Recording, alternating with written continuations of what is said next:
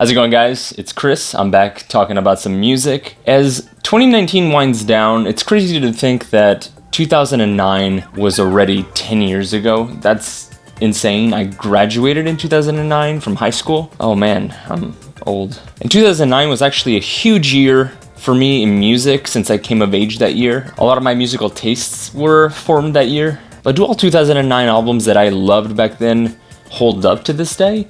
Well, in this video I'm going to find out. So I spent the better part of this month listening to these 10 albums that I used to religiously listen to whenever I was 18, 10 years ago. So, do they hold up?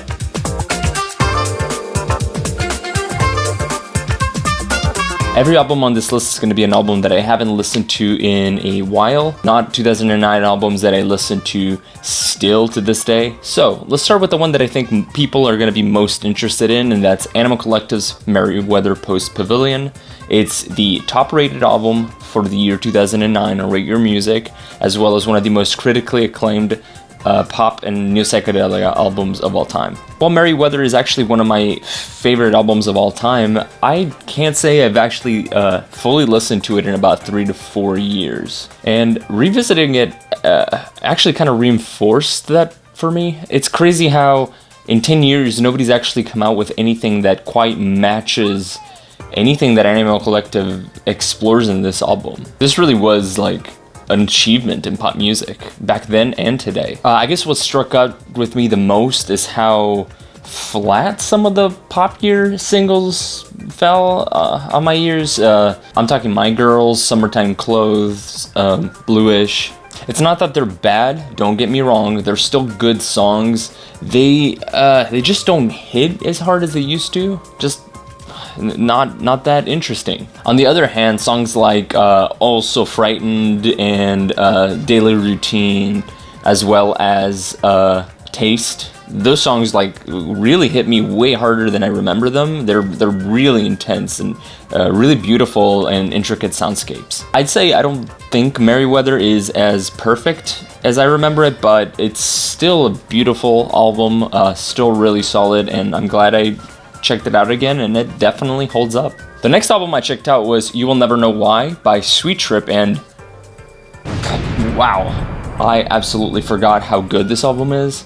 I actually haven't listened to this one in about, I want to say 6 years, and even though I always had this weird idea about how the album was supposed to sound and how much I liked it, as you do with, music and movies you haven't listened to in a while, you still have this idea of what it's supposed to be like in your head. And man, was it good. It's so good. The only thing, and this isn't even a complaint, this is just an observation, it's that I remember it in 2009 being a lot more experimental than it actually turned out being. It definitely has a really good indie rock edge, but it's not quite as experimental. Granted, that has 100% to do with my musical tastes shifting. So does it hold up? Yes, absolutely. You Will Never Know Why definitely holds up, and in a lot of ways it's actually much better than I remember it being. The third album I checked out was Hospice by the Antlers. I actually have really good memories of walking to school early mornings of senior year while listening to this album. I haven't listened to this one in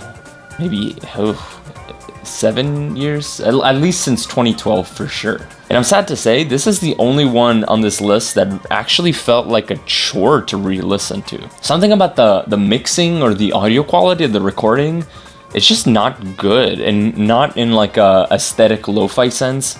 It just doesn't sound good. It's mixed badly. The vocals, I remember them being very emotional and impactful, but this time around they just kind of struck me as grating.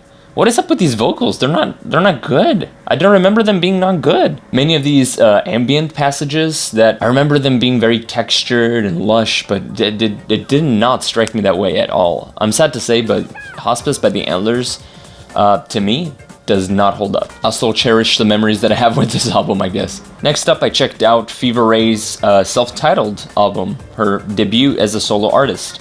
And this one's kind of cheating, because I listened to it in 2009, I had an opinion of it, and it was not a good opinion. I did not like it. It was a little too out there, a little too weird for me. I was a big fan of The Knife at the time, so I wanted more of that. I wanted more of the dance and the experimentation with dance music, but I got something completely different and out there. It really took me a couple years, maybe 2011 or so, to really appreciate this album for what it was, and I ended up loving it, and it's one of my all-time favorites, and revisiting it was a confirmation of just how good this album is. Through its textures and soundscapes and weird vocals, you really can tell, looking back on it, how many artists in the 2010s were influenced by this album specifically. Its legacy is incredible, and while it does have a few tracks towards the end that kind of drag a little bit, it still absolutely holds up. It's a fantastic album and a must listen for anyone exploring the year 2009. Then I revisited Vekatemest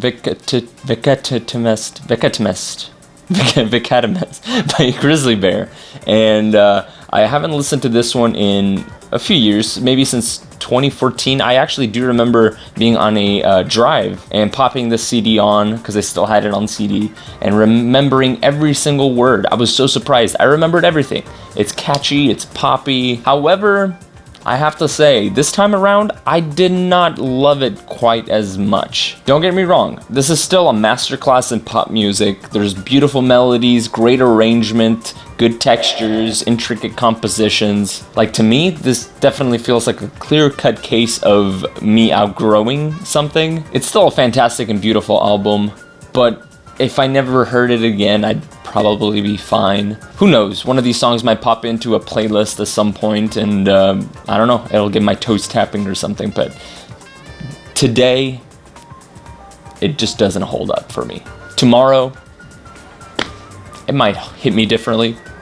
It's kind of in that gray area. Next, I revisited the Flaming Lips Embryonic. I remember the moment I heard this album the first time in 2009, and it blew my mind. I lived in Oklahoma at the time, in the Tulsa area, so this album was definitely a source of homegrown pride in a way. But as they kept releasing album after album, I really stopped caring about the Flaming Lips, and this was really the last of their albums that I really had an attachment to. I always considered Embryonic to be their magnum opus, and I still stand by that to this day. I still think this is the best Flaming Lips album, but revisiting it, it really struggled to hold my interest. It's long.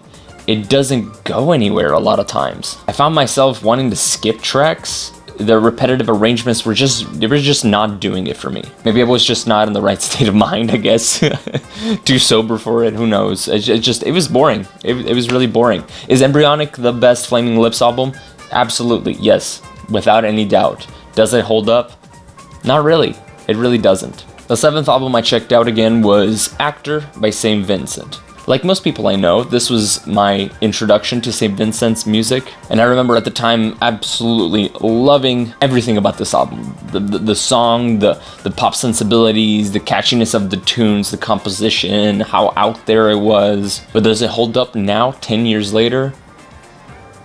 Well, yes and no. The music, well, most of the music really holds up very well. It's artful, it's fun, it's quirky, it just has really fun textures. What really doesn't hold up, and I hate to say this, it's Annie Clark's vocals. They're a bit more monotone than I remember. It's not that they're bad, they just weren't clicking with me at this point in time. But this is definitely one that, in a different state of mind, in a different time, a different place, I could absolutely see myself enjoying again. So I'm gonna say it holds up, sort of.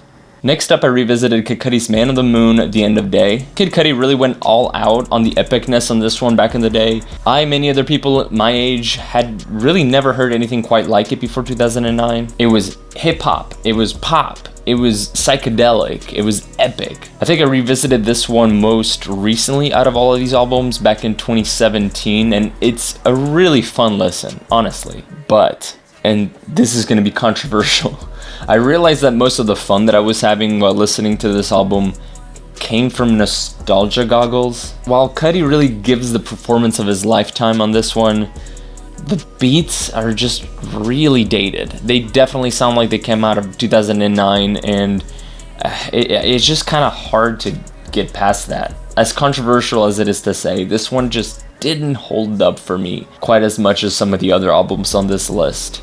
And not to say that it's not a fun listen, because it absolutely is.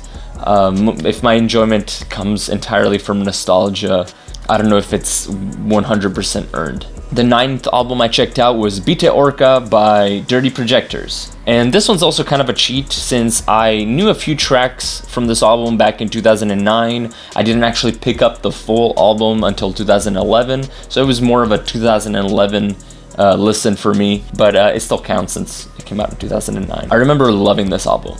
Like, really, really loving this album. But revisiting it was kind of grating and a little bit.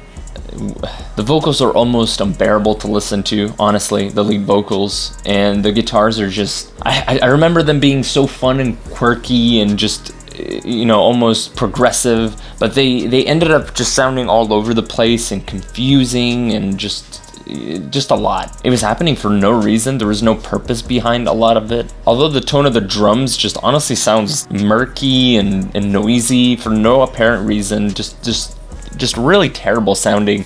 A lot of the percussions though are still really good, as well as the vocal harmonies. The background vocal harmonies are immaculate. They're beautiful. They're almost borderline perfect in an uncanny valley sort of way, if that makes any sense. But all in all, this was kind of a hard one to sit through for a couple listens, and I have to say that it didn't hold up. The last album that I revisited for this little experiment was Tonight by Franz Ferdinand. I used to be so into this band and so into this album in particular. I don't know exactly what happened or when it happened, but I just sort of fall out of love with Franz Ferdinand. But I remember this album was a lot of fun, and I honestly don't know why, but I haven't listened to it since at least 2010. So this might be the longest I haven't revisited an album on this list. So what did I think about this album? Well, honestly, I kinda loved it. Is it dated? Sure. But does it work on an aesthetic sense? Absolutely. Honestly, I was really shocked at how much I ended up enjoying this album. I didn't think I would. Tonight by Franz Ferdinand slaps, bops, rocks, and it absolutely holds up. So there you have it, 10 albums I used to love and listen to religiously back in 2009, and whether they hold up today or not. Let me know if you agree or disagree with me. Are there any albums that you loved 10 years ago that you think hold up better or worse today? Please let me know in the comments. I'd like to hear your opinions. Once again, thank you so much for hanging out with me and hearing me talk. Chris out.